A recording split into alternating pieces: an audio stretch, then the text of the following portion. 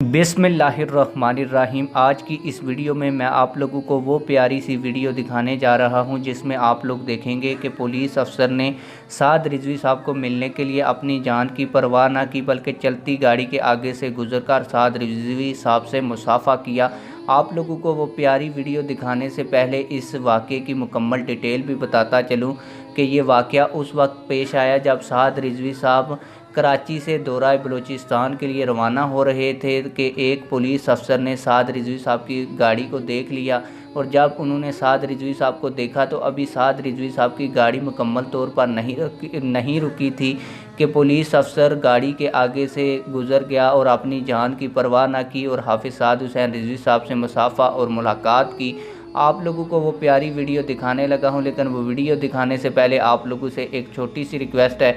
अगर आपने अभी तक इस वीडियो को लाइक नहीं किया तो वीडियो को लाइक कर दें, और जिन लोगों ने अभी तक हमारे चैनल को सब्सक्राइब नहीं किया जल्दी से चैनल को सब्सक्राइब कर दें ताकि आने वाली नई वीडियोस आप लोगों को बर वक्त मिलती रहें। आप लोगों का ज़्यादा टाइम वेस्ट नहीं करूँगा और आप लोगों को असल वीडियो दिखाऊँगा।